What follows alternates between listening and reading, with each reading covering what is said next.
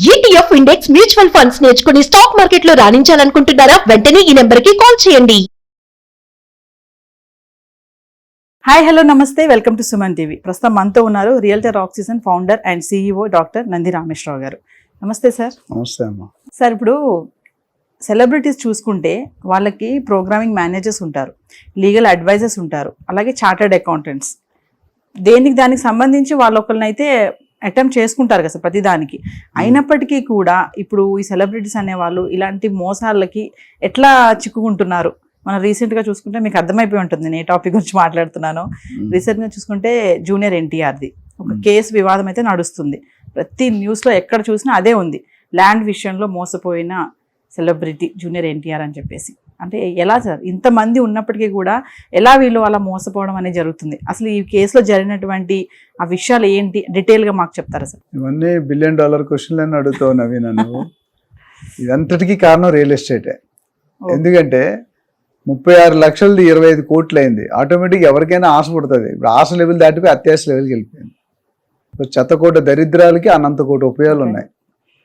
ఇక్కడ జూనియర్ ఎన్టీఆర్ ఇప్పుడు మోసం చేయాలని ఇంటెన్షన్ పెట్టుకుంటే అది జూనియర్ ఎన్టీఆర్ అయినా నరేంద్ర మోడీ అయినా మోసపోతారు. అందులో చేయాలని డిసైడ్ అయింది అక్కడ. అయితే ఇక్కడ ట్విస్ట్ ఏంటంటే ఒక లేడీ సుంకు గీతాలక్ష్మి గారు మోసం చేశారంటున్నారు. అయితే ఈవిడ ఒక్కడే మోసం, ఇది కలిపి కుంభకోణం అంటారు వాళ్ళు. కుమ్మక్కయ్య చేశారు. అంటే బ్యాంక్ లేని వాళ్ళు ఉన్నాయి, ఓనర్ లేని వాళ్ళు ఉన్నాడు, ఇంకెవరు ఉన్నారో మనకు తెలియదు.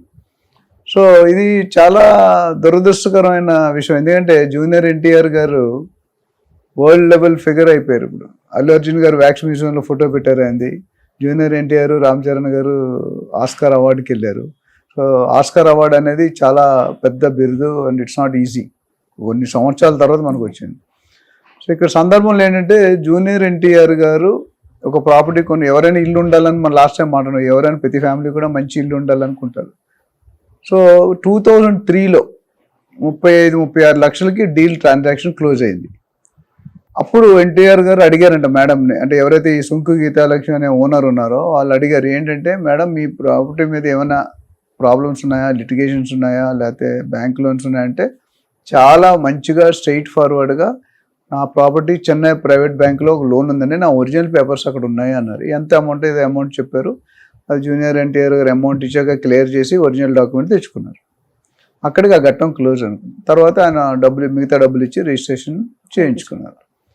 ఆయన చేయించుకున్న మేబీ 2-3 సంవత్సరాలకే, ఇది 2003 అంటే జూనియర్ ఎన్టీఆర్ గారి వయసు నాకు తెలిసి 20-22 సంవత్సరాలు ఉండాలి. ఇప్పుడు 40+ ఉండొచ్చు, నాకు తెలియదు కరెక్ట్గా, రఫ్గా 20 years ప్లస్. సో అంటే జస్ట్ మేజర్ అయ్యారు. మేజర్ తర్వాత 2-3 సంవత్సరాలు. సో అంత ఊహించి ఉండరు. ఇప్పుడు డబ్బు ఉన్న వాళ్ళకి ఆయన షూటింగ్, ఆయన షెడ్యూల్స్ అవే బిజీగా ఉంటాయి. సో ఎవరినో నమ్మైనా ఉండాలి, లేదా తక్కువకి వచ్చిందని కొనేసి ఉండాలి, లేదా ఎవరో ఇన్ఫ్లుయెన్స్ చేసి ఉండాలి, లేదా ఒక ప్రీ ప్లాన్డ్గా ఈ నిరికించాలని చేసి, ఇది ఏదైనా కావచ్చు. మోసపోయే వాళ్ళు ఉన్నంతకాలం మోసం చేస్తూ ఉంటారు. అటు బిల్డర్స్ కానీ, ఇటు బిజినెస్ మెన్ కానీ, అటు రాజకీయ ఎవరైనా అవకాశం వస్తే ఎవరు వదలు కదా. అందుకని ఒక డైలాగ్ చెప్తాను, సింహం నవ్వింది కదా అని ఫోటోగ్రాఫ్ తీసుకుంటే ఫోటోలో సింహం ఉంటుంది, మీరు ఉండరు. సింహాన్ని చంపడానికి ట్రైనింగ్ కావాలి, నన్ను గెలవడానికి ప్రొఫెషనలిజం కావాలి. ఇది నా డైలాగ్. అయితే coming back to the issue ఏంటంటే, ఈయన కొన్న తర్వాత 4 బ్యాంకులు సపరేట్గా ఫోన్ చేస్తున్నాడు జూనియర్ ఎన్టీఆర్కి, ఈ ప్రాపర్టీ మీద లోన్ ఉంది మీరు క్లియర్ చేయండి అని. అయితే last 10-15 years out of time period మనకు తెలియదు, అది మెయింటైన్ చేస్తూ, అంటే నేను ఎందుకు కట్టాలి, మోసం చేస్తుంది, లోన్ ఇచ్చింది మీరు ఓనర్కి ఇచ్చారు, నాకు ఇవ్వలేదు, నేను ఓనర్ దగ్గర ఉంటే. ఈయన ఏమంటే ప్రజెంట్ ప్రాపర్టీలో ప్రొజెషన్, అంటే ఎవరు ఆధీనంలో ఉంటుందో వాళ్ళు కట్టాల్సి వస్తుంది బ్యాంక్ రూల్ ప్రకారం. ఐ థింక్ ఒక డికేడ్ ప్లస్ దానికి ఈ చర్చ జరుగుతూనే ఉంది. వాళ్ళు ఫోన్ చేస్తున్నారు, వాళ్ళు నోటీస్ ఇస్తున్నారు, ఈయన ఏదో సమాధానం చెప్తున్నాడు. ఇట్లా ఇప్పుడు స్టేజ్కి వెళ్ళకపోయింది, ఫుల్ పీక్ స్టేజ్కి వెళ్ళిపోయింది. అంటే ప్రాపర్టీ జప్తు చేయాలి, లేకపోతే హ్యాండ్ ఓవర్ చేసుకోవాలని. అప్పుడు జూనియర్ ఎన్టీఆర్ గారు DRT అనే ఒక బాడీ ఉంది, డెట్ రికవరీ ట్రిబ్యునల్, ఆ బాడీని ఆశ్రయించినట్టున్నారు. ఆశ్రయిస్తే వాళ్ళు కూడా ఈయన మీదే ఆర్డర్ ఇచ్చారు, yes you have to pay the loans, it is your responsibility, ఓనర్కి సంబంధం లేదని చెప్పారు. అప్పుడు ఈయనకి టెన్షన్ స్టార్ట్ అవుతుంది. ఆబ్వియస్లీ అంత పెద్ద ఆయన అసలు ఆయన తెలియదు కొన్నప్పుడు. తర్వాత ఇంకొక ట్విస్ట్ ఏంటంటే, ఇది 1996 నుండి ఉన్నాయంట లోన్లు. ఈయన కొనేది 2003. 1996 అంటే అప్పటికే 7 సంవత్సరాలు బట్టి ఎన్ని బ్యాంకులో తెలియదు. తీసుకున్న తర్వాత అప్పుడు ఈయన హైకోర్టుని ఆశ్రయించారు. హైకోర్టుని ఆశ్రయిస్తే వాళ్ళు ఏమన్నారంటే, మీరు ఆ డిఆర్టీ ఇంకా ఆర్డర్ ఇవ్వలేదు, ఓన్లీ డిక్లేర్ చేశారు. మీరు డిఆర్టీ ఆర్డర్ అంటే ఈ డెట్ రికవరీ ట్రిబ్యునల్ ఏదైతే ఉందో ఆర్డర్ తీసుకొని మీ దగ్గర ఈ ప్రాపర్టీకి సంబంధించిన డాక్యుమెంట్స్ ఏమున్నాయో అది మాకు సబ్మిట్ చేయండి 3వ తారీఖు లోపు.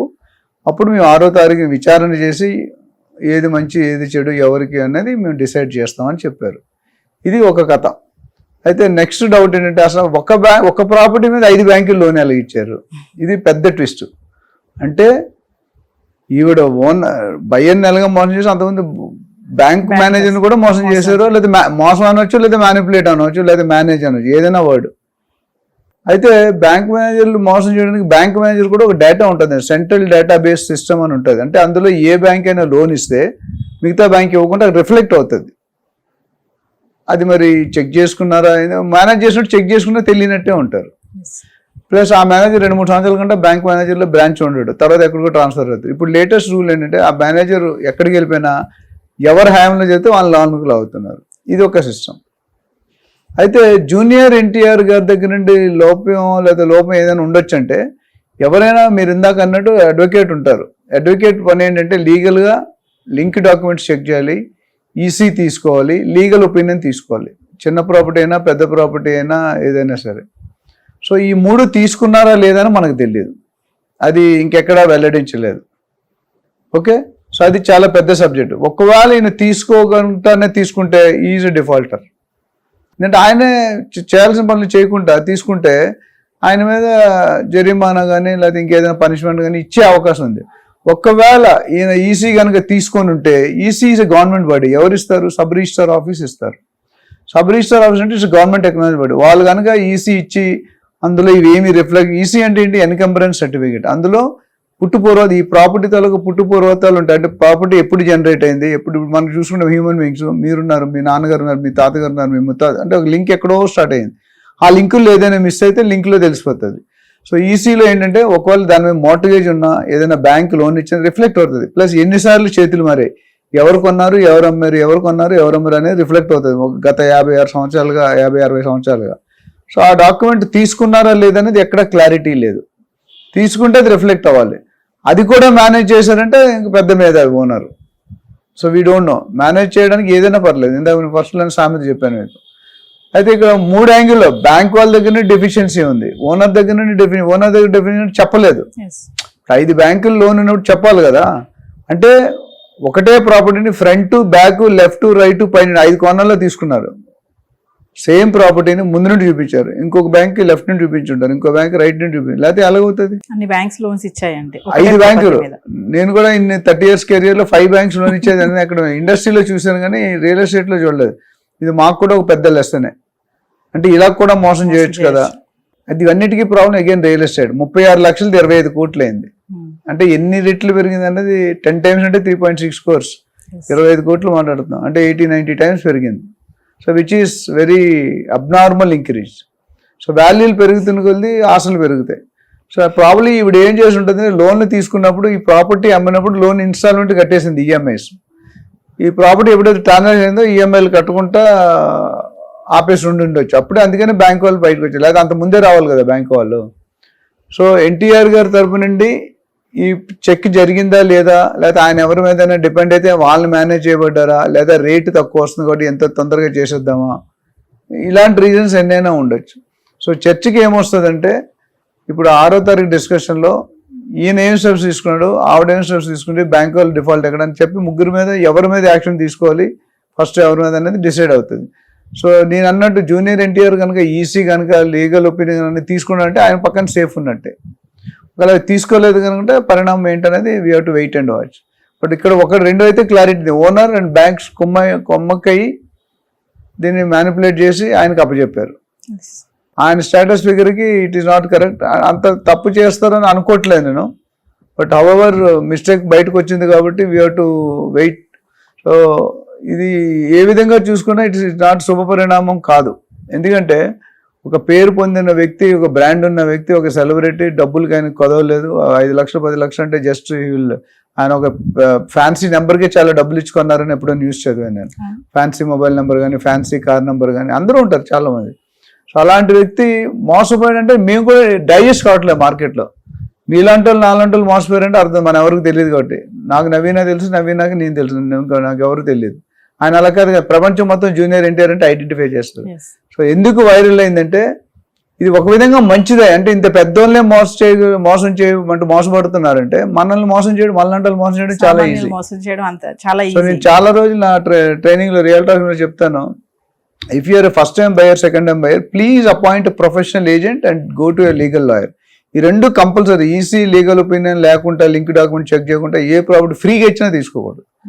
దానికి ఉన్న ప్రాబ్లం మీకు చుట్టుకుంటాయి. ఇప్పుడు ఎగ్జాంపుల్, లైవ్ ఎగ్జాంపుల్, ఒక్క ప్రాపర్టీ మీద 5 బ్యాంకులు లోన్ ఇచ్చాయంటే it is degrading system to the banks also. ఇచ్చిన గవర్నమెంట్ బ్యాంక్స్ ఇచ్చాయి, SBI, oriental bank of commerce, IndusInd bank ఏవో ఇచ్చారు 5 బ్యాంకులు. సో ఇవన్నీ చూసుకుంటే కనుక we can only wish good luck to junior NTR and 6. మనం అయితే ఏం చేయడానికి లేదు, మనం వెయిట్ అండ్ వాచ్ చూడాలి. బట్ డెఫినెట్గా ఇది ఒక లెసన్. మిగతా సెలబ్రిటీస్ కానీ, మిగతా స్పోర్ట్స్ స్టార్స్ కానీ, ఎవరైనా పెద్దవాళ్ళు ఉంటే కనుక ఇది ఒక లెసన్గా తీసుకొని నెక్స్ట్ టైం ఇలాంటి విషయాల్లో జాగ్రత్త పడి, ఆల్రెడీ ఇప్పుడు బ్రోకరు లేదా కన్సల్టెంట్ అడ్వైజ్ చేస్తే 1-2% ఇవ్వాలని మనం వెనకాడదాం. నేను ఆల్వేస్ చెప్తాను, మీరు 1-2% చూసుకుంటే 98% పోతుంది. ఇక్కడ జరిగింది అదే. ఇప్పుడు చూస్తుండగా సూది పోనీయం, చూడకుండా ఏనికి పోయినా వదిలేస్తాం, మనకు తెలియదు. కాబట్టి ఇక్కడ జరిగింది అలాంటిది ఏదో జరిగింది. అయితే ఇవన్నిటికీ హైలైట్ అంటే సుంకు గీతాలక్ష్మి ఎవరో, ఆవిడకి ఏం నాలెడ్జ్ ఉందో, ఏం కలుపుకుందో ఆవిడని అప్రిషియేట్ చేయాలి. ఎందుకంటే అంత డేరింగ్ చేసి జూనియర్ ఎన్టీఆర్నే మోసం చేయాలి, అంత డేర్ చేసింటే ఇది జనరల్ గా ముఠా అంటారు కదా, it is not one man show. అది క్లారిటీ. వెనకాల ఎవరున్నారు, పెద్దవాళ్ళు ఉన్నారా, చిన్నవాళ్ళు ఉన్నారా అని పక్కన పెడితే there is definitely a big team behind the scene. తెర వెనకాల డైరెక్ట్ అటువంటి ఇక్కడ కూడా ఎవరో డైరెక్షన్ లో నడిచారు ఈవిడ, లేదా ఈవిడ ఎవరైనా ఫోర్స్ చేస్తున్నారా, ప్రెజర్ చేస్తున్నారా తెలియదు, ఈవిడ అప్పులు ఉన్నాయి, వీ డోంట్ నో. అది మనం only we have to predict, assumption and presume. So ఇవన్నీ దృష్టిలో పెట్టుకుంటే కొనుక్కునే వాళ్ళకి ఇది ఒక పెద్ద గుణపాఠం. ఆల్రెడీ మనం చూసాం సాహితీ అనే స్కామ్, జేబీ బిల్డర్స్ అనే స్కామ్, కొన్ని బిల్డర్స్ స్కామ్స్ ఆల్రెడీ చూస్తూనే ఉన్నాం. ఇవాళ కూడా లేటెస్ట్గా ఒక ఏసీపీ పట్టుబడ్డారు, ఉమామహేశ్వరరావు గారు అని. ఇది కూడా సాహితీకి మించిన కేసులు అని. సో ఇవన్నీ కూడా ఏంటంటే not good for growing society. మన ఎకానమీ డెవలప్ అవుతుంది. ఇప్పుడే హైదరాబాద్కి ఒక మంచి పేరు వస్తుంది. అందరూ కూడా రియల్ ఎస్టేట్ డెస్టినీ హైదరాబాద్నే చూసుకుంటారు వరల్డ్, ఎంటైర్ వరల్డ్లో. ఇది పరిస్థితి.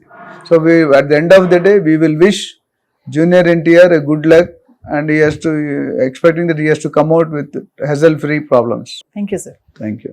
సుమన్ టీవీలో మీ పర్సనల్ అండ్ బిజినెస్ ప్రమోషన్స్ కోసం కింది నెంబర్కి కాంటాక్ట్ చేయండి.